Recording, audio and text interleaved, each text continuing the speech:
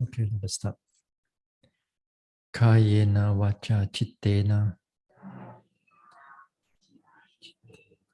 madena maya katang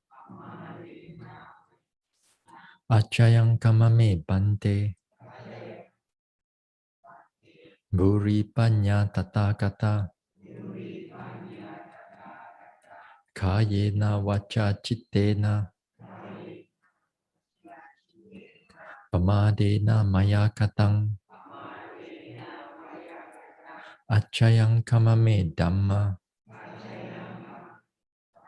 sanditika akalika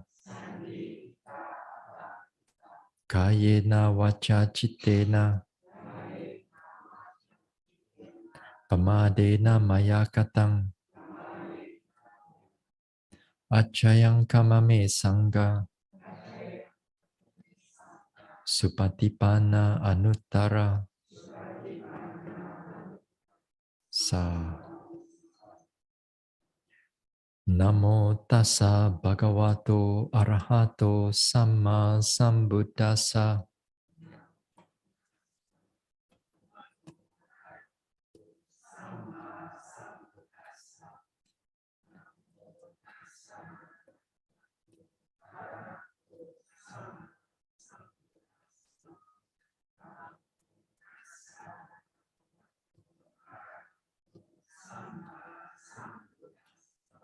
buddhang saranang gacchami dhammang saranang gacchami sanghang saranang gacchami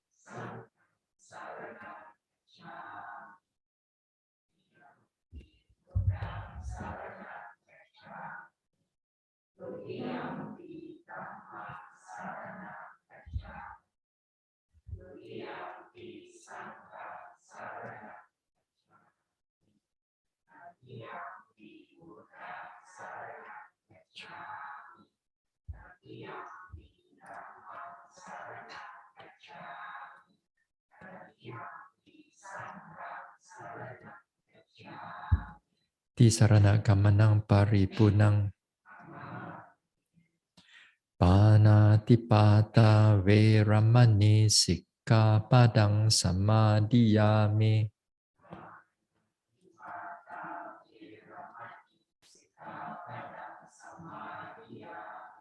adina dana veramani sikkhapadang samadhiyami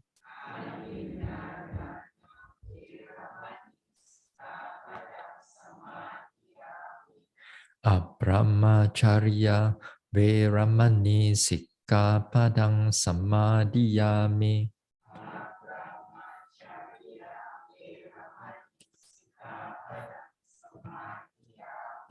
musavada veramani sikkhapadang samadhiyami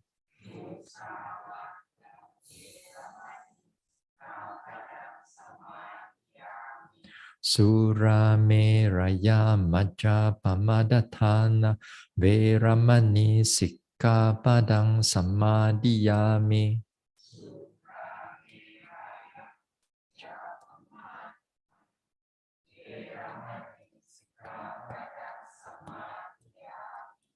Vikala Bhojana Veramani Sikkhapadang Samadhiyami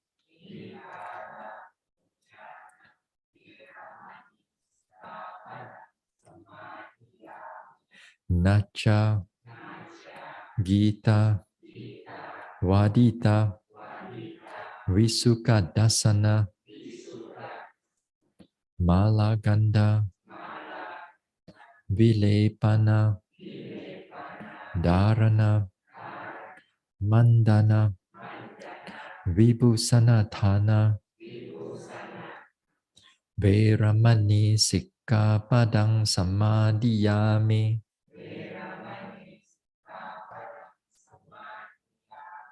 Uchasayana Mahasayana Veramani Sikkhapadang Samadhiyami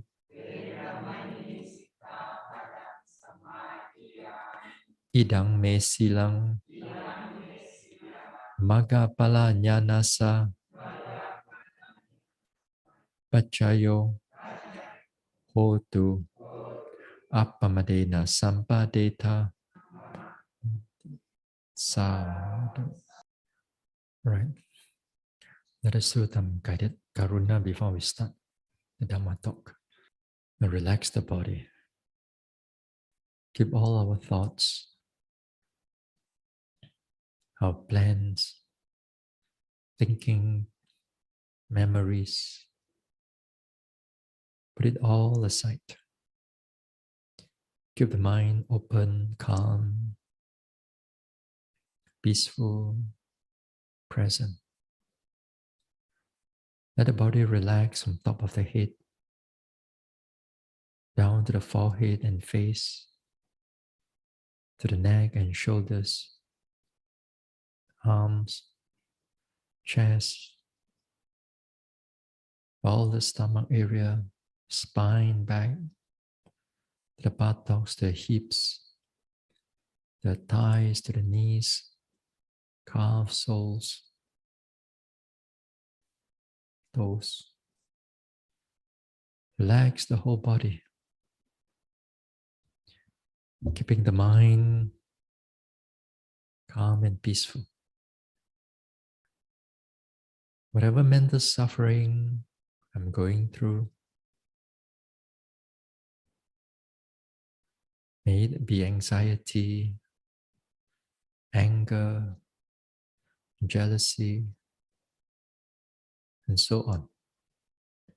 May I be free from all this mental suffering.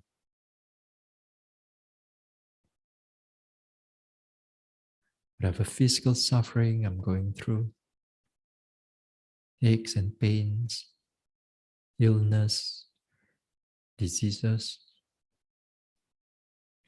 may I be free from all this physical suffering. Whatever suffering I go through from day to day,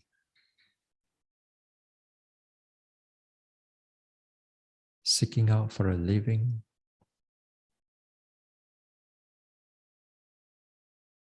striving, responsibility, may I be free from all this suffering.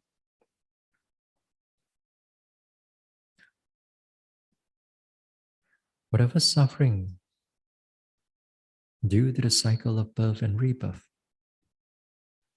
through illness, old age, death and rebirth, may I to be free from all this suffering. Let us expand. Let us reach out to all beings around here, monks or nuns, fellow yogis, to all the helpers, volunteers, workers, supporters, donors, to all the guardian devas of this center, to all other devas around here, to all the petas, to all the unfortunate beings, and to all the animals, big or small, far or near. May all of us here, whatever mental suffering we are going through, may we all be free from all this suffering. Whatever physical suffering that we are going through,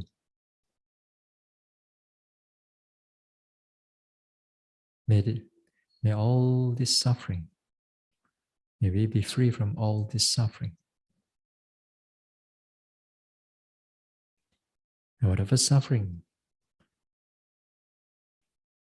due to living from day to day, may we all too be free from all this suffering.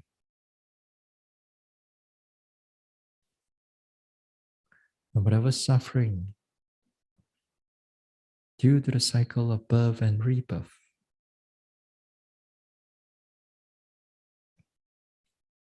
may we all to be free from all this suffering.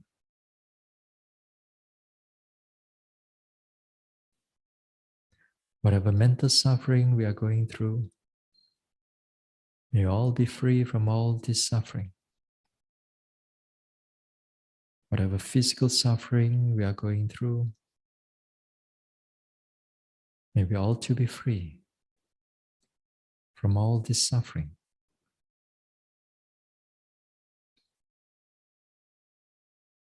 Whatever suffering due to living from day to day, may we all to be free from all this suffering. And whatever suffering due to the cycle of birth and rebirth, may we all to be free from all this suffering. Now let us expand. Let us expand our compassion, reaching out to all the beings in this country. May they be humans or non-humans. May they be devas or petas. May they be animals big or small, far or near, seen or unseen. Whatever mental suffering that they are going through, may they be free from all their suffering. Whatever physical pain, diseases, may they be free from all their physical suffering.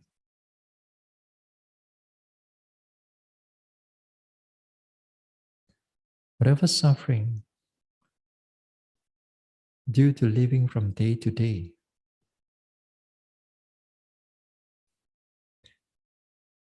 seeking for a living, seeking for food, seeking for shelter, may they all be free from all their suffering. And whatever suffering due to the cycle of birth and rebirth,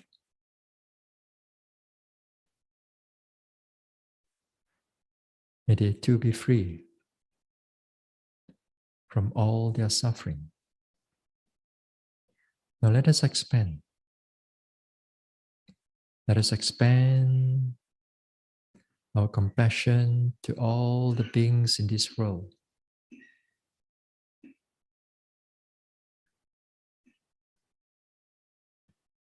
May they be our loved ones, near or far away, or those people whom we do not know wherever they are. And to those whom we dislike or those who dislike us. To all the guardian devas of the Buddha Sasana. To all other devas residing in this world. To all the unfortunate beings. And to all the animals, big or small, seen or unseen, far or near. May all beings in this world without exception, whatever mental suffering they are going through, may they all be free from all their suffering. Whatever physical suffering they are going through, may they be free from all their suffering. And whatever suffering due to living from day to day, may they too be free from all their suffering. And whatever suffering due to the cycle of this samsara,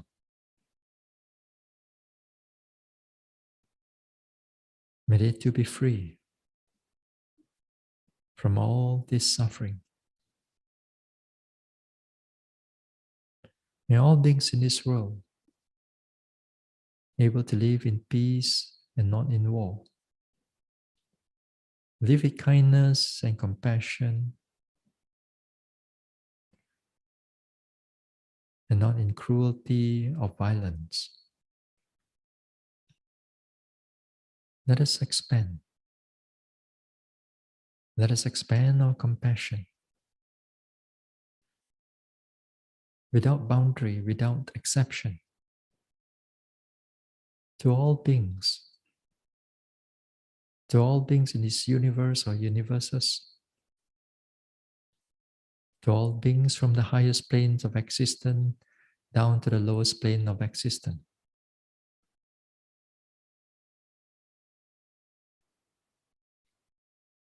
To all the beings on all the world systems.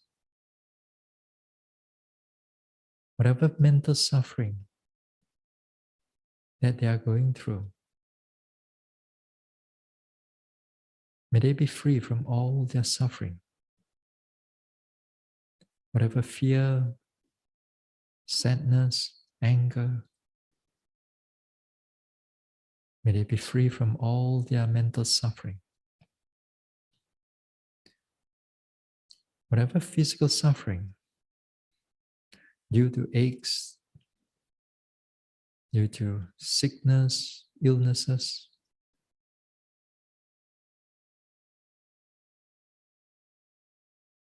may they too be free from all their physical suffering. And whatever suffering due to living from day to day, may they too be free from all their suffering.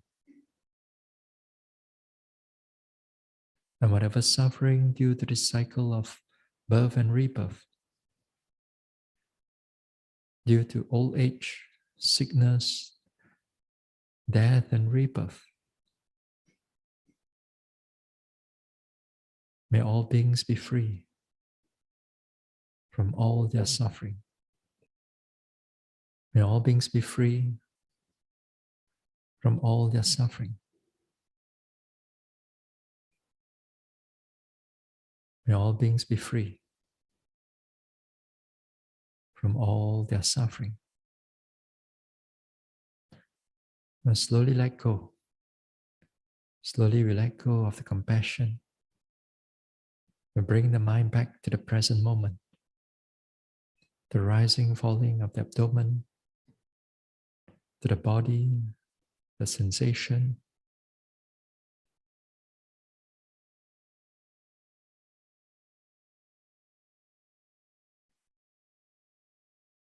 Then we can slowly open our eyes. So yesterday we were talking about the what? Restlessness. Yes. We were talking about the restlessness. Yeah? Then with this restlessness, as I said, they can be very persistent. They can be very problematic because they can come again and again, and they come and they come. They can come a lot. Huh? So because of that, we'll have to learn to manage them. We have to learn to take them as a meditation object. Rather than just thinking of them as disturbances, although they are. But the moment that we start to think of them as disturbances, usually at the behind of our mind is already we dislike them. Because they are part of nature, mental nature. So we have to learn to accept them. So I have to learn to accept them as they are. But because they are a hindrance, they are hindrances, then we have to overcome them. We still need to overcome them. It's the only thing in the whole Vipassana we overcome is the hindrances, nothing else. Everything has to be noted again and again. We don't overcome the pain. Pain is not the problem. What is your problem? It's the dislike towards the pain. It's the anger towards the pain, the impatience towards the pain. That's the problem. That's the root causes. Those are the root causes for all these things. But a lot of times when we meditate, the yogi tends to overcome the pain, not the anger, not the dislike, because they cannot see that. So we don't overcome rising, falling. We don't overcome any other things. Yeah? We watch them as they are. We watch them, they changes, sometimes they fade away. But in the hindrances, although we accept them, but we have to note them too.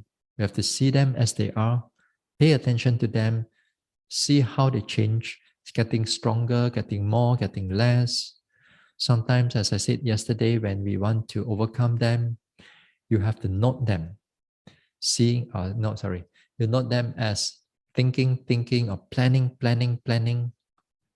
But this time when you note them, then we bring in the tranquility also.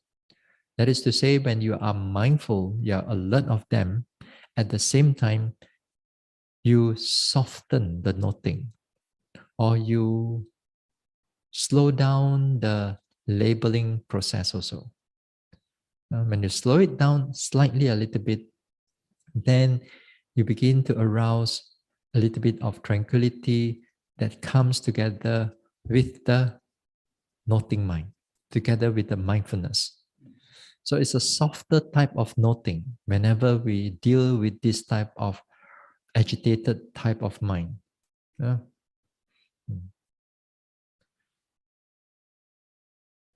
Usually this type of way of how we, just now I mentioned, usually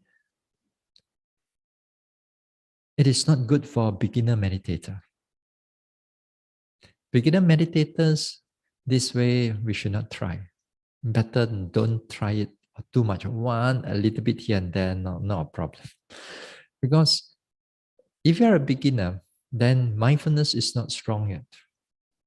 Mindfulness is not strong, and you try to look into the mind, especially with this type of thoughts and arises, they tend to swallow you in.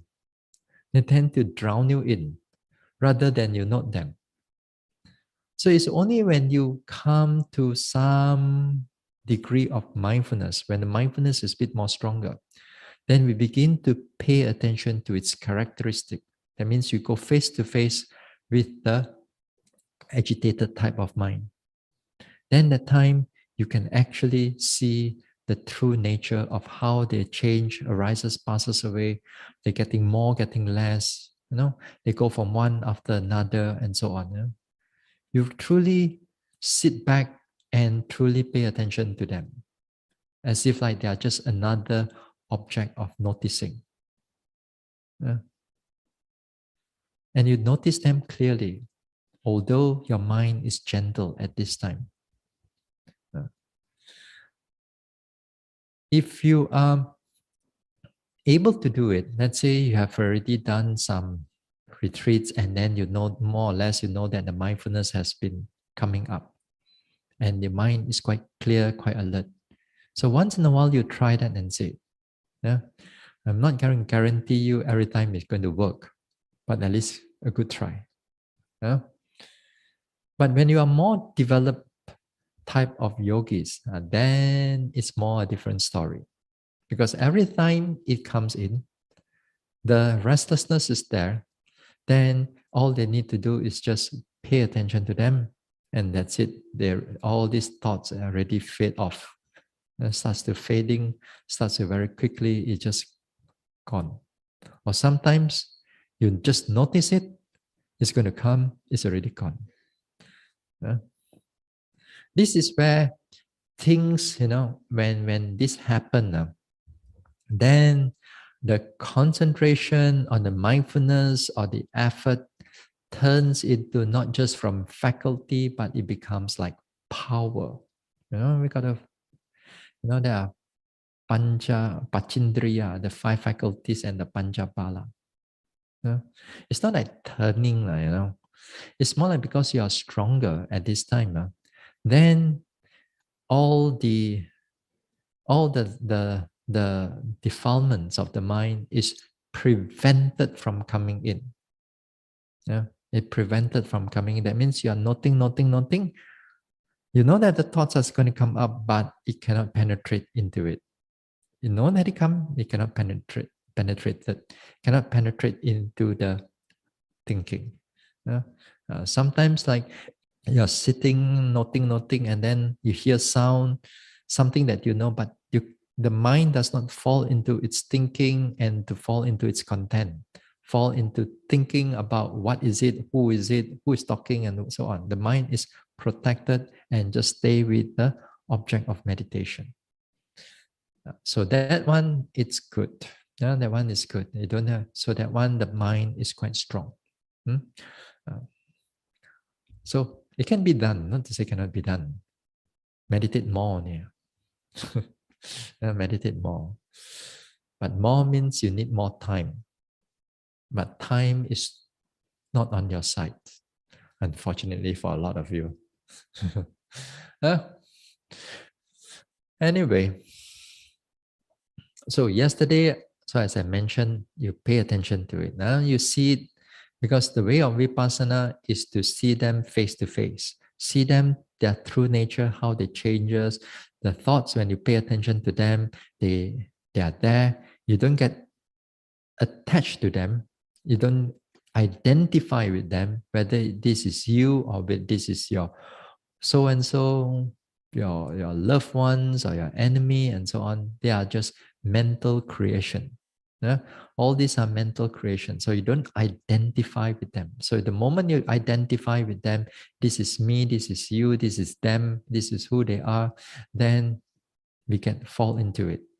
So you begin to pull back and you let see the thoughts passing one after another, one after another.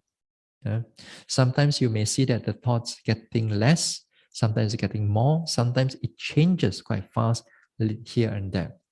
And when you're able to notice that, it means you are noticing the characteristic of the agitation.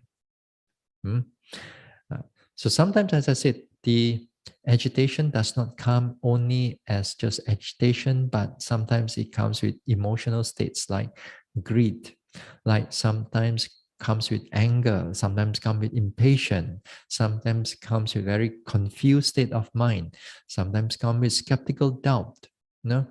Whichever that it comes in, then you notice it. You notice it like fear. Sadness. And you truly pay attention to them. And that would be good.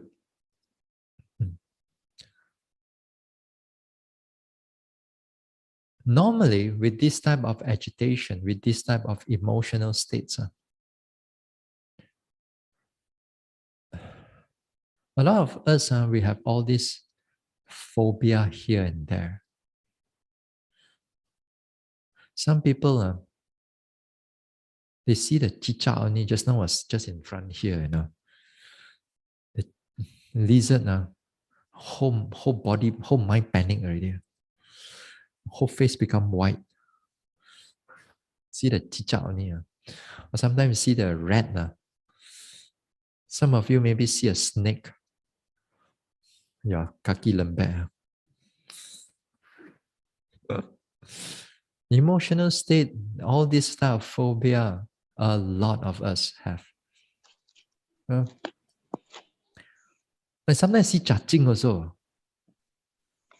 You see the judging didn't do you anything. This is a small little thing, but the sweat all come out. You see a spider also. All these things. What do you phobia? What do you have? A lot of us have a lot of all this phobia.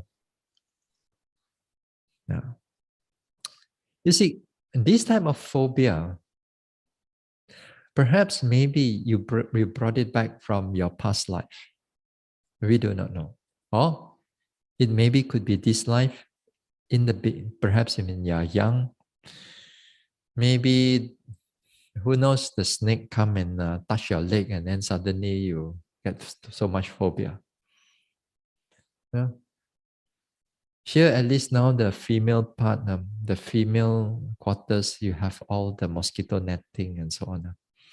Last time in the 30 years ago, maybe 20 plus years ago, no mosquito netting.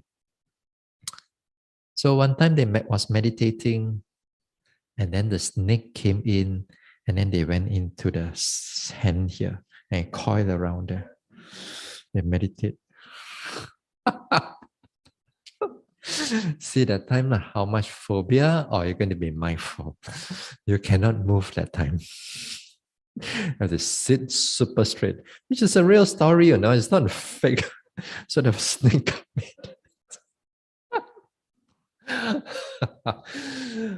At least the men's side also you have mosquito net. Even you got mosquito net, make sure that whenever you sit down, you make sure that the net is all like tucked in underneath your cushion. so, so you see, sometimes because of that,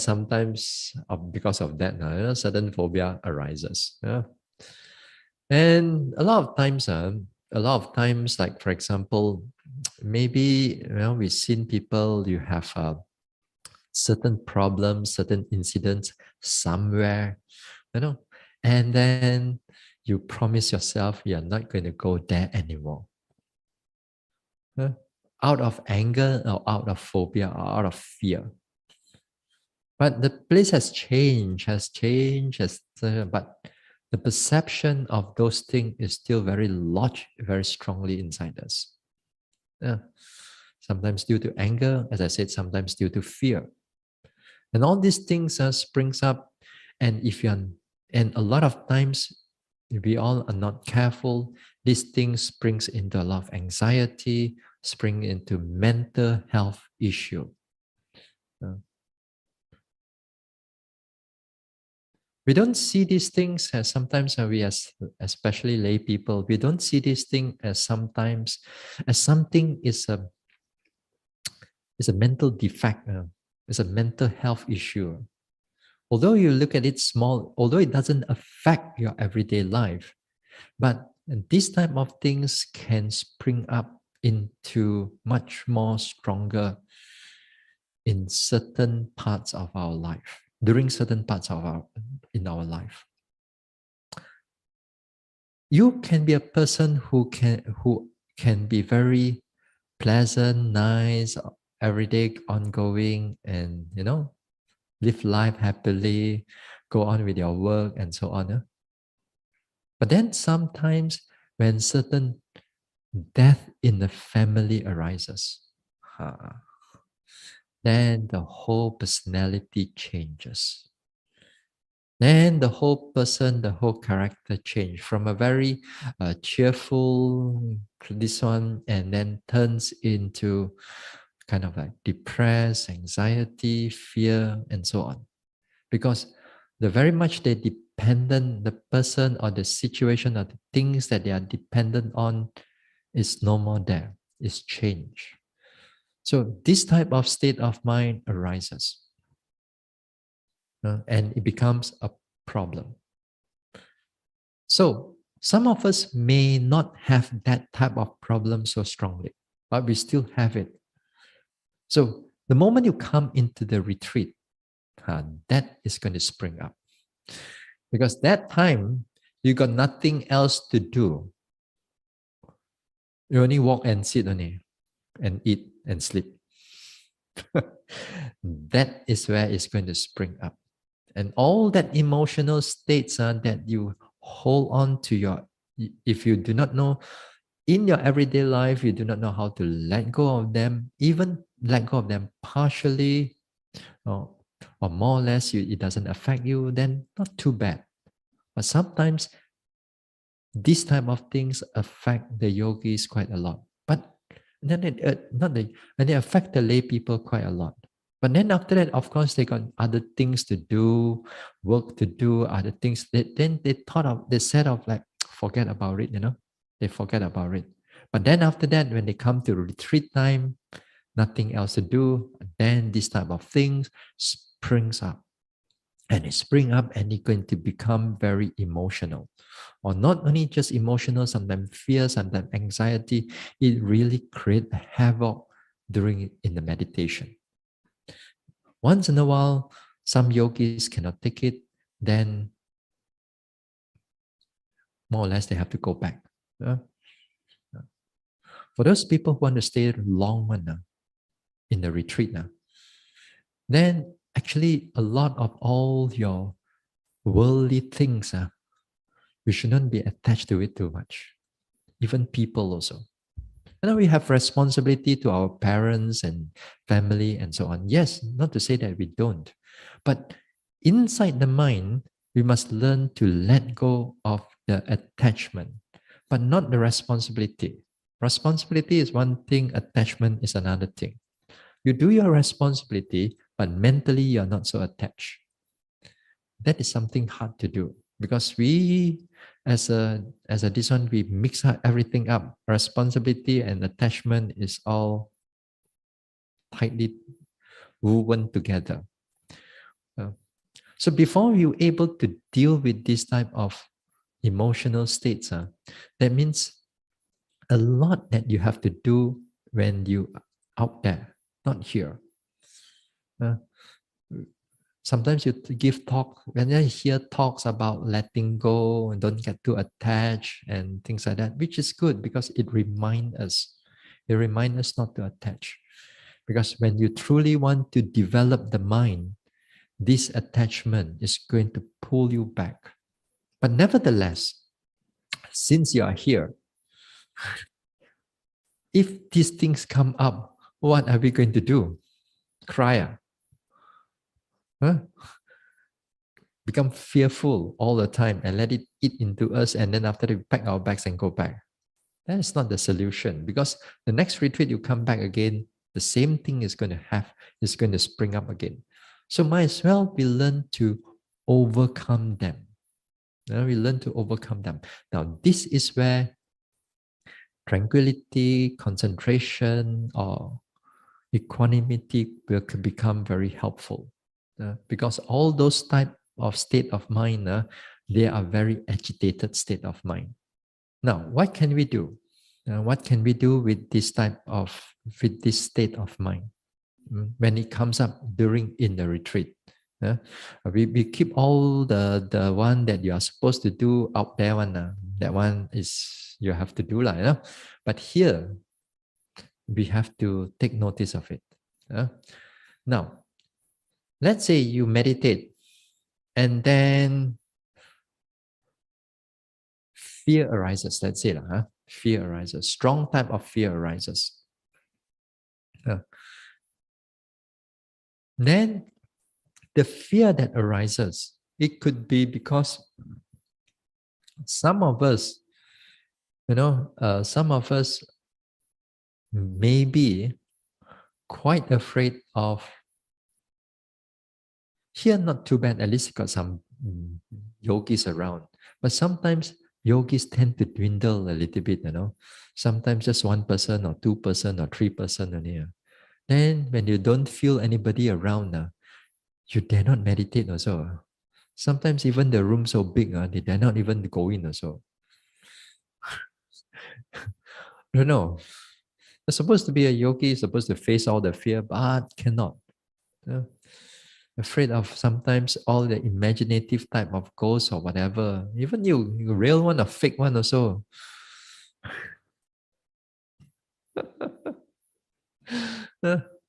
Every now and then, talking about this spiritual, not spiritual, talking about the unseen beings.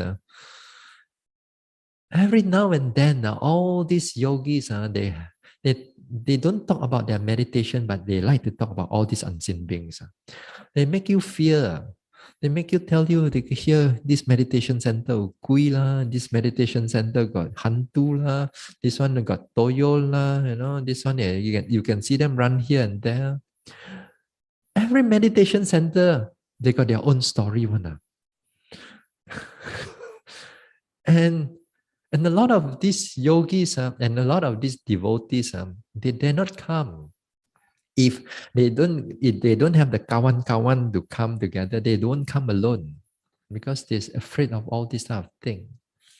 So the moment they meditate only, they need some lights on everywhere. A bit dark, tabule, fear already. No.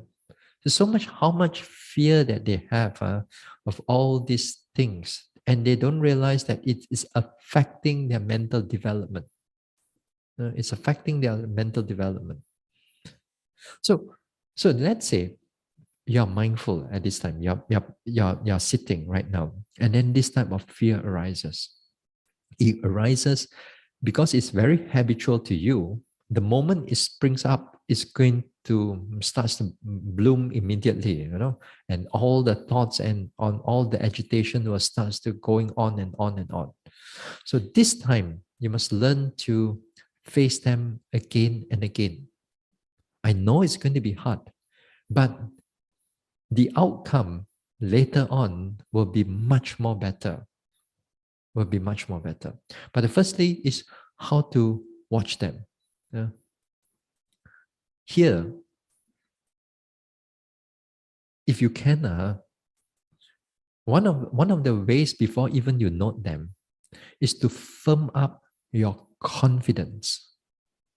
That means you firm up your confidence. That means either your confidence to the teachings of the Buddha, the teachings of the Buddha or the Dhamma and the Sangha. As if like you're going to sit there, you're going to plug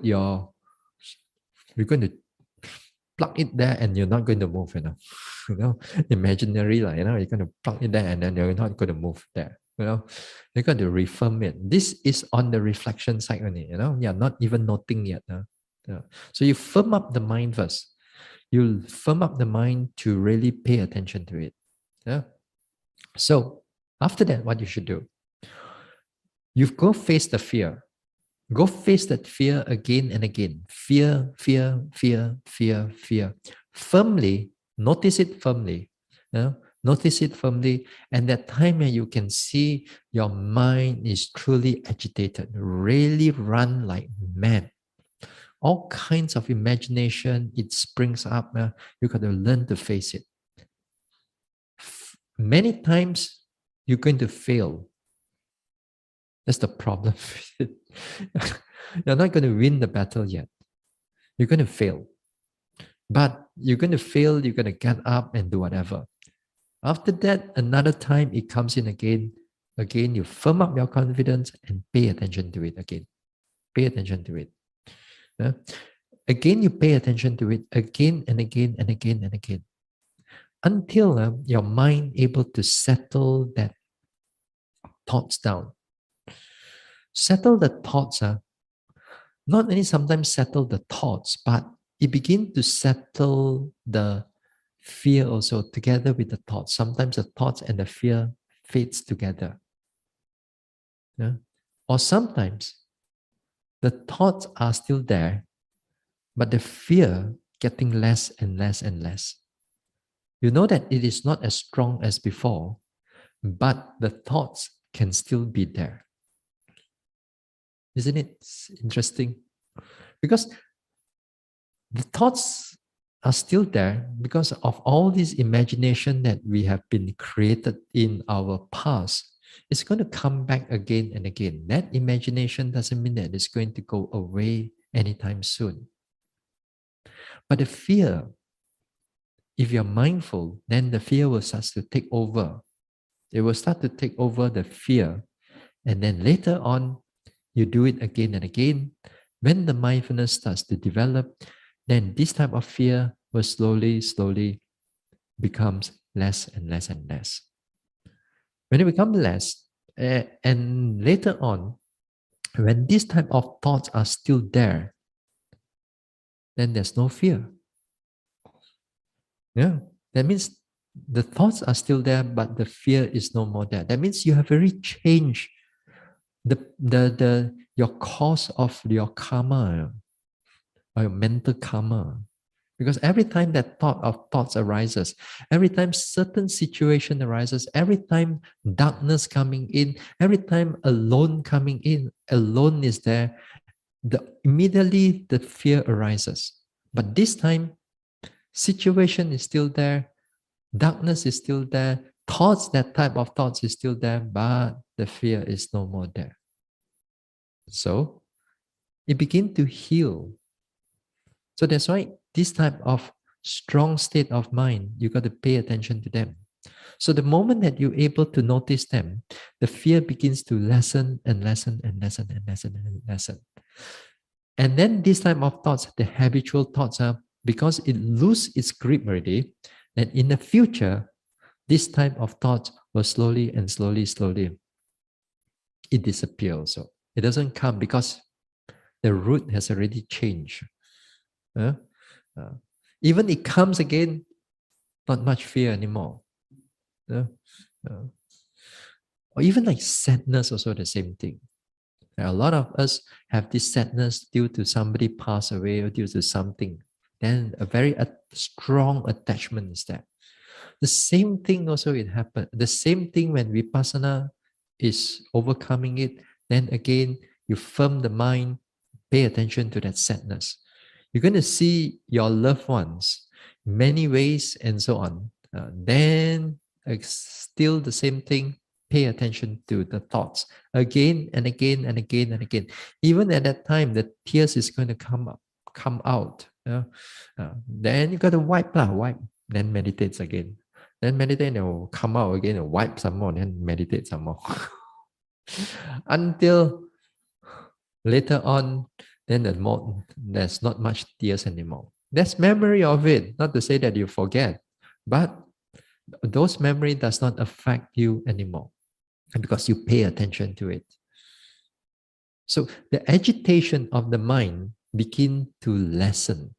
And then when it become lessen, the fear or the sadness begins to become very little. Not to say you're completely healed, but it's so much more manageable. So much more manageable. Even your phobia or your fear towards the cacing lah, snakes lah, and everything, that also becomes less also. Yeah. Last time here, there's no Sima Hall here in many years ago. There's no Sima Hall here. First time I came here, after a week or so, I walked to the garden. I mean, a bush, more like a bush, not a garden. Well, I saw a monitor lizard. I saw it enough. I turned back already. Because we live in a city, we don't see all this kind of thing. Sometimes they just run and they're just looking for food around here, they just walk around. It's sometimes huge one, they come in. Like a small little crocodile. They're still sometimes around here and there. So if you're not used to it, your whole mind you get very shaky. So a lot of fear can arise.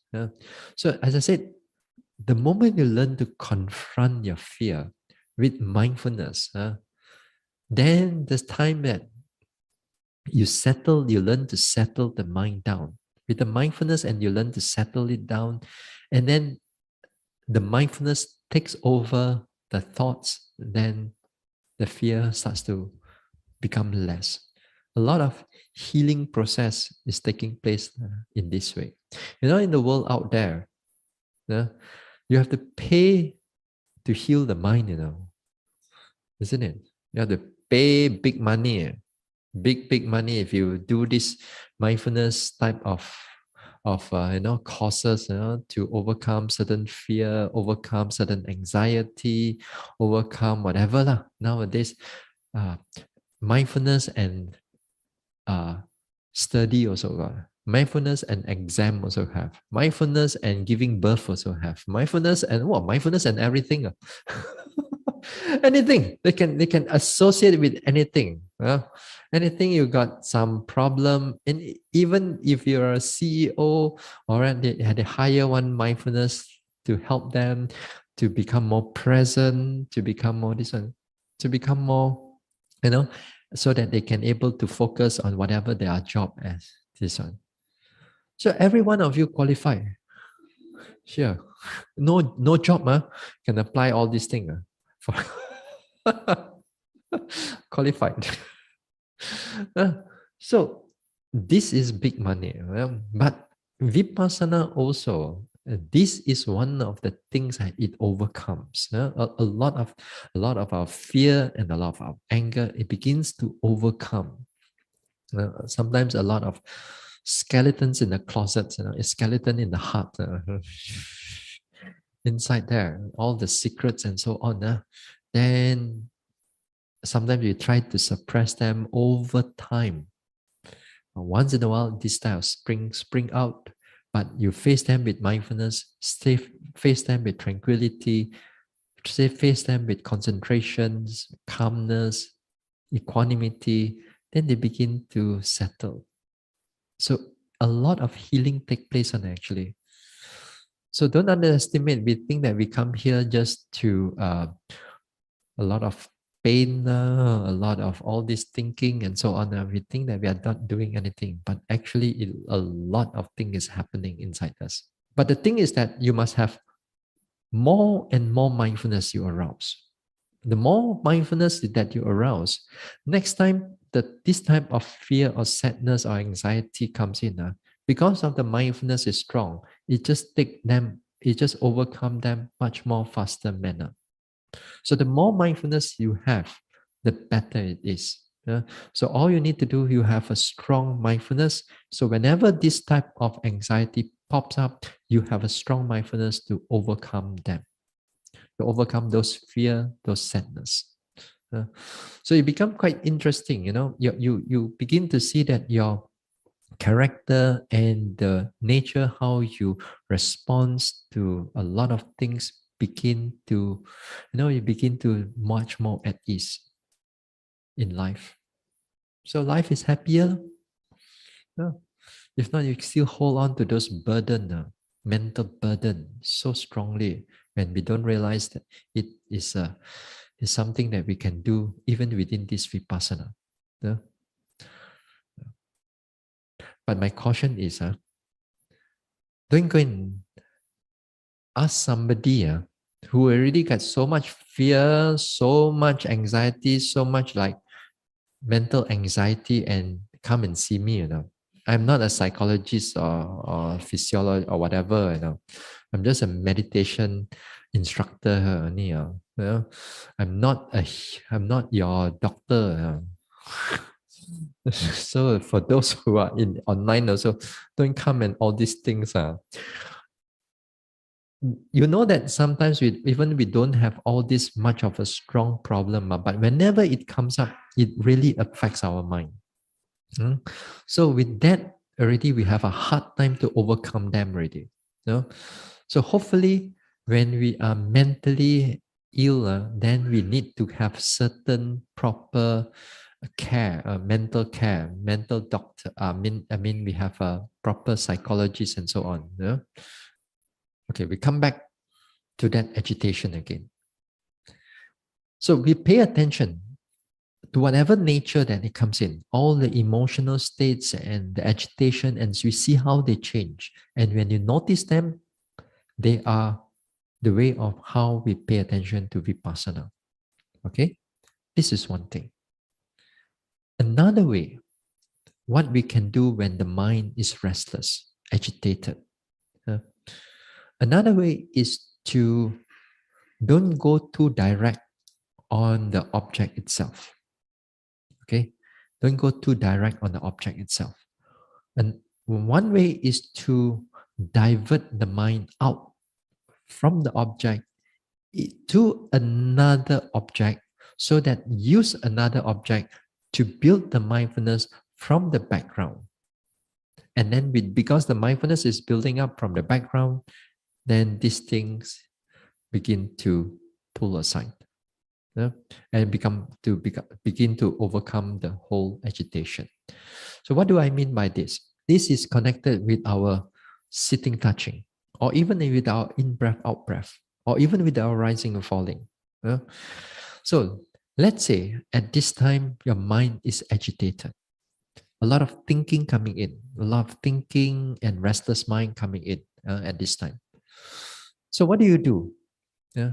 So you're not thinking, planning, but after that, you learn to gently pull the mind down to the body. Yeah. Pull it down, that means pull your attention down to the in breath, out breath, let's say, or to the rising and falling.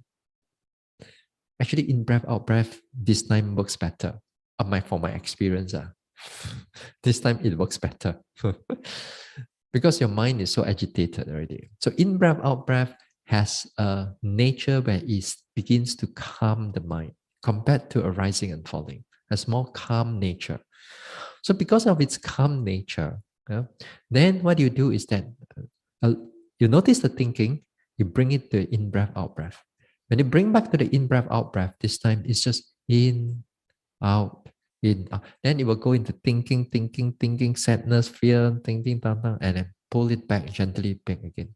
In breath, out breath, in breath, out breath. And then you go back again, it's still very noisy, and then pull it back again. Then go to and fro, to and fro, to and fro, to and fro, to and fro, until the mindfulness begins to develop from the in breath, out breath. Then you begin to notice that the in breath, out breath, you can stay with the in breath, out breath for a longer period of time compared to the earlier part. That means you can stay with it. That means the calmness and the concentration starts to build up at this time. So until you begin to pull the mind away from the attention to the in breath, out breath, again and again, until you can able to sustain on the in breath, out breath. So you could begin to sustain on the in breath, out breath at this time, then stay there for a while. Let the mind truly calm down first. But stay with alertness. Stay with alertness, stay with mindfulness with the in breath, out breath. Until the mind calms down, then you find that there's no more thinking and all the agitation all gone. And then here you bring it back to the rising and falling. Then once you bring back to a rising and falling, you label it, gently take note of it, pay attention to all the sensation, pulling, and so on. Then the mindfulness starts to build up. Then the investigation of nature starts to build up again. This is how we cool it down. We cool the thinking. That's one way. Or if you want to use the rising falling, if let's say the rising falling is clear at that time, then this time again, gently you pull the mind out from the thoughts into the rising and falling. But this time when you notice the rising and falling, you don't try to notice it very strongly. It's more like a gentle rise and fall, gentle noting. The gentle noting is to bring in the calmness, peacefulness together with the mindfulness.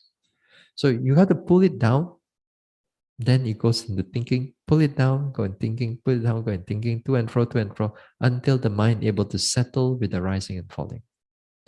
Once you're able to settle with the rising and falling for a longer period of time, if the agitation starts to begin to fade off, or becomes in the background, doesn't affect you too much, then slowly begin to pay attention to the rising and falling a little bit more clearer. Also possible. Same principle also if you want to use sitting and touching. You have to find a spot, or you have to find one area where the touching or the sitting, it's clear to you. It's clear to you. Say, for example, let's say the touch, it's strong. The touch is strong right now.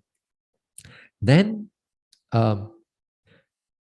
agitating, thinking, agitation, desire or fear, then bring it down.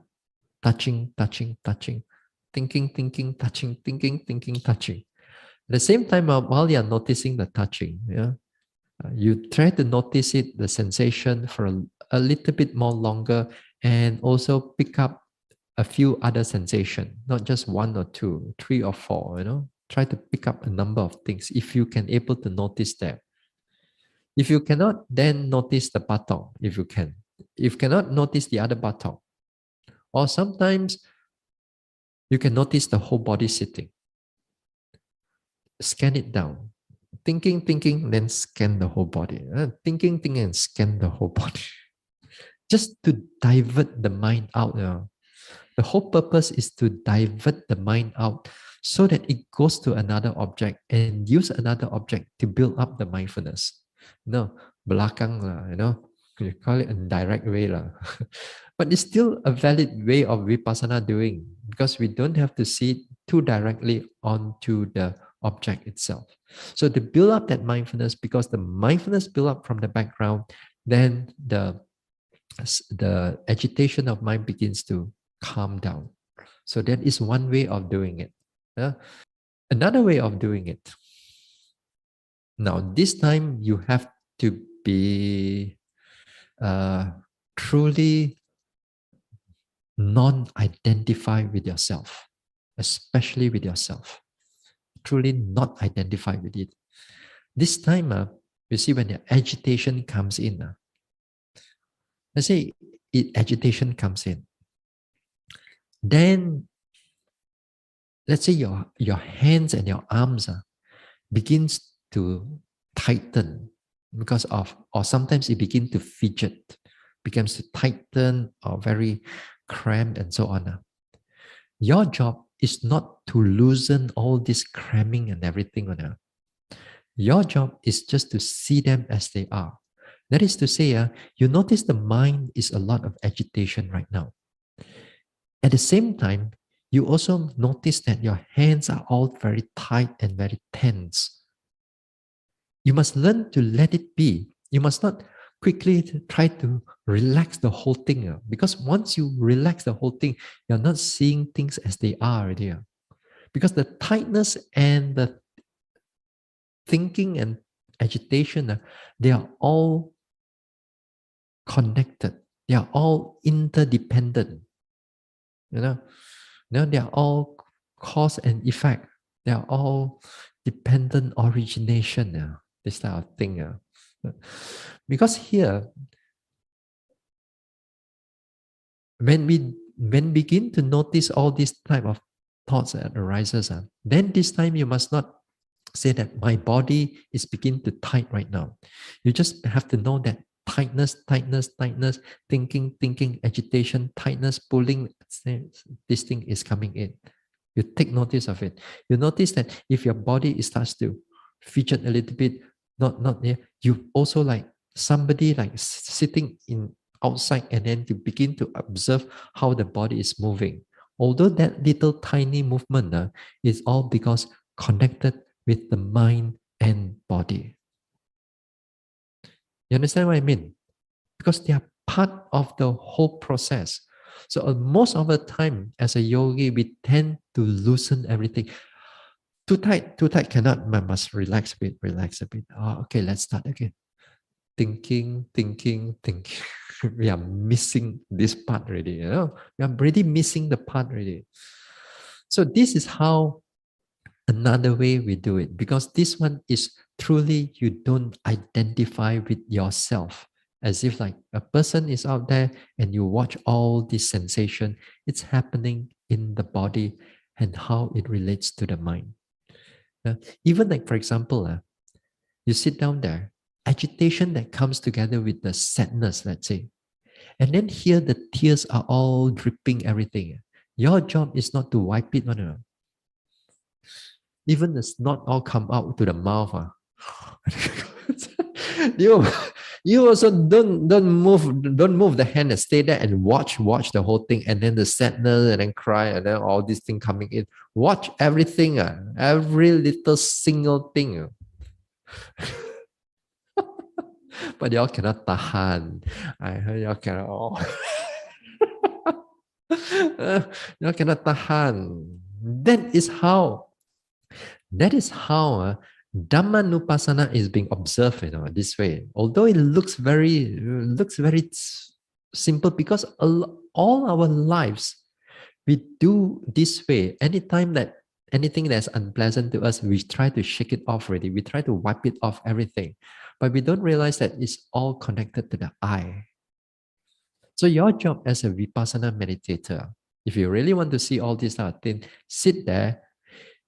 If your tears come out, pay attention to the tears. Pay attention to the sadness that arises, the tears that arises, the whatever that this one, and pay attention to it. As I said, firm the mind there, or watch what is going on.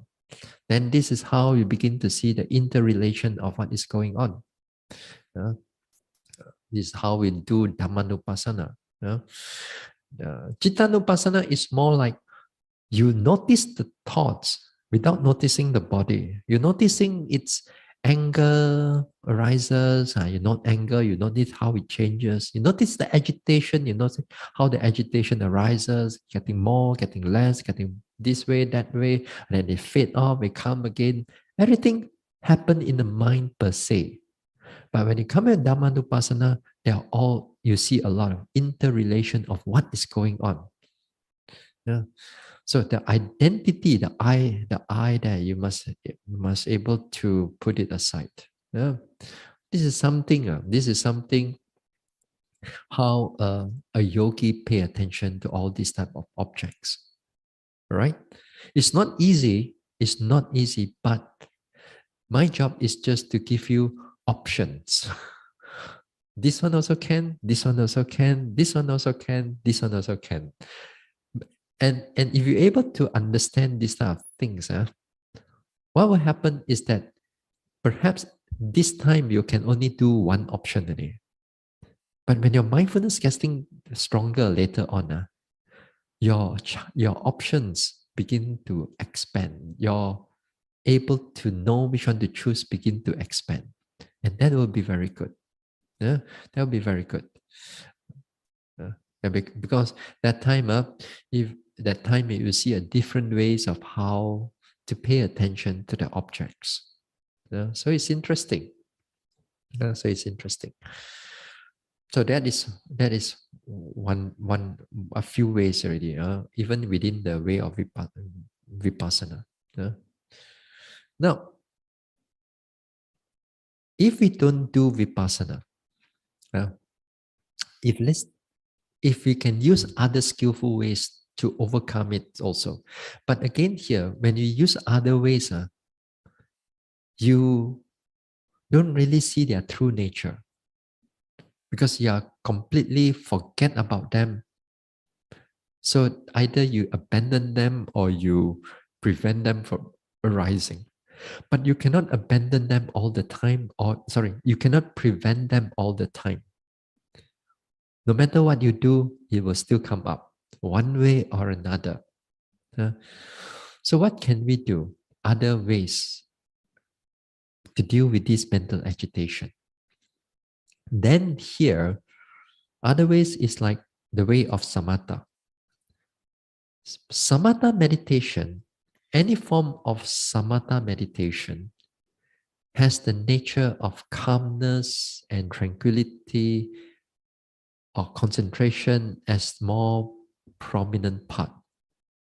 Whereas in the vipassana, it's the investigation, it's the noting mind that is, you investigate what is going on as the more prominent part. Whereas the samatha, the prominent one, is all the tranquility, calmness, and so on. Yeah. But behind those two is always mindfulness, right? They're always mindfulness. If you do it correctly, always the mindfulness as a foundation. But then if you want to go vipassana, the qualities of the mind is more towards the calm and peace. Whereas the vipassana is more towards investigation. You really know what is really going on, then it progresses. So therefore, the samatha meditation, whichever samatha meditation, if you are skillful at, perhaps if you are able to do metta, wonderful. Or the other three Brahma Viharas also is good. Or you can do Anapana, also is good. If you can do like 32 parts of the body, also is good. What else? You have kasinas also, if you can do those things, also is good. As a monk, I got all the time. So because I just try a little bit here and there. Over time also try ka liao lah. Not to say whether it's good or not good, that's another thing. But where any meditation you want to develop, make sure the mindfulness is there first. One is there, it's so much more easier to develop a lot of meditation. So that's why even I think last year we did a 1 month course online on metta, right? Some people quite disagree how I do the metta, because when you start the metta, I said you start off with mindfulness first. Don't start with metta first. Make sure that your mindfulness has built up sufficiently, then you will see the metta comes up better. If you don't have this one, then the metta is not going to be very clear and very strong. So the mindfulness is always comfort. So the walking sometimes, even with the walking, I say you do the mindfulness way of walking first. But you don't try to see changes, you're just lifting, pushing, dropping, or right step, left step, just to make sure that the mind is in the present moment. For walking, for beginning. Then only when you do your sitting meditation, you start off with some metta. With some metta. To get that, you pull your mindfulness from your walking, you pull the mindfulness to your sitting. Then you build up the metta. Then when you get up again, when you do walking, then again you build up that mindfulness. Now after some time, when you do this way, as you build up that mindfulness, you see that the metta is getting stronger and stronger. Then that time, the walking, you slowly incorporate metta into it. Then once you incorporate metta into it, then sometimes partially mindfulness, partially metta, then until your whole mind can able to build up on the metta throughout the whole walking, throughout the whole sitting. That's how we build it up. Then when you build up in that way, you find that the metta is much more continuous, much more deeper, the mind much more calmer. And that is very helpful. So when the mind able to become more calmer, it truly settles the agitation away. Say for example, when you are in a lot of thinking mind, and you try to notice it's not so good. But then after, if let's say there's a part where it begins to soften a little bit, let's say, begin to soften a bit, and then your mindfulness is there because you are skillful, let's say in metta, let's say, the whole mind just switch over to metta. You switch over to metta, may I be free from harm and danger. And then you begin to feel it, and it's going to pull you back there into it. Then you pull it back to samatha again. To settle the whole mind with the metta, and then let it settle over there until the whole mind calm and clear, agitation over. Then after that, what do? Let go of the metta, come back to rising and falling. You see, there's so many ways that we can do. Yeah. All the things is only you creative enough lah. If you got the time inside there, there are many ways we can over to settle the mind. So this is one way how we use the samatha meditation. So those who have done like anapanasati in the past, not to say that it's all totally useless right now, you just put it as a side as part of your weapon. Part of your weapon. If this one cannot work, you try that one. That one cannot work, you try this one. Because you got so many in there. Uh, so those things that we learn up, then we try to remember them. So because especially when it comes to agitation, they can be very helpful. So as long as you don't get attached to all the calmness, because if you do metta and so on, the mind gets into calmness. As long as you don't attach to the calmness, the moment your mind is free from agitation, mindfulness comes up already, mind is clear, switch back to rising and falling, switch back to noticing all the sensation, then vipassana starts to move again. Yeah. And it's good actually. Sometimes with the metta and so on, the mind can be quite uh, much less agitation at times. Yeah? So this is something. Yeah, we're going to look into it. This agitation some more on Monday. Yeah? First, but tomorrow we have a Q&A session. So the questions is you put it there maybe about 3, maybe after lunch I collect it, or after 5 o'clock, 6 o'clock I'll collect another one for those over here. But those in the online. Okay. So those on online again, so you send your questions to Sister Hunling by 3 p.m. All right, we share merits. Idang me bawanang nibbanasa pachayo hotu. May my mental cultivation be a condition for the realization of nibbana. Imang no punya bagang sapa satanang dema. We share these merits with our departed ones, with all beings and all the devas. Sape Sata Sukhi Hontu Anumodantu. May all beings be happy. May they rejoice in these merits. Sadhu, sadhu, sadhu, sadhu.